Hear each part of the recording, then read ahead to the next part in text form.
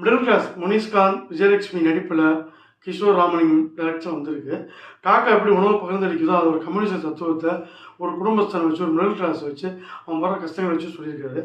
குடும்பஸ்தன் tourist family இந்த வகையில் குடும்பம் வர கஷ்டங்களை மட்டும் சொல்லிட்டு அப்படியே போகாமல் இதை ஒரு ஃபேண்டசியாக எங்கேயோ கிடைக்கிற ஒரு இடத்தம் அதோட வேல்யூ அப்பா மூலமாக இவருக்கு கிடைக்குது.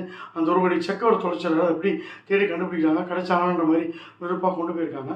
முனிஷ்காந்த் ராட்சசன் மாதிரி படத்தில் கொஞ்சம் முடிச்சவர் நடிச்சு நடிப்பு வருன்றதை ப்ரூவ் பண்ணுவார். குறிப்பாக தன்னோட வீடியோ ஒய்ஃப் போடும்போது கீழே இருக்கவன் கண்டவன் திட்டு போகிற இடத்துல ஒரு அழுகிறோம் நல்லா இருக்குது.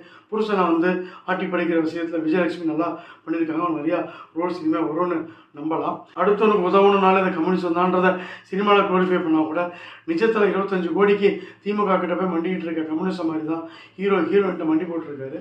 டுவர்ட்ஸ் த கிளைமேக்ஸ் எல்லாருமே திருந்துறாங்க. குறிப்பாக ஒய்ஃப் திருந்தலாம் நம்புற முடியாது இல்லை. குறிப்பாக ஓடிடியில் பார்க்காம படம் எடுத்துருக்கிறதா பாராட்டலாம். மொத்தத்தில் இது ஒரு கண்டென்ட் வகை நல்லா இருந்தாலும் எடுத்த விதமும் சினிமாத்தனத்தை அவாய்ட் பண்ணி பெருசாக எடுத்துருந்துச்சா நம்ம ஒரு ரிச் அப்படின்ற ஒரு விஷயத்த இந்த மிடில் கிளாஸ் படத்துக்கு கொடுத்துருக்கலாம்.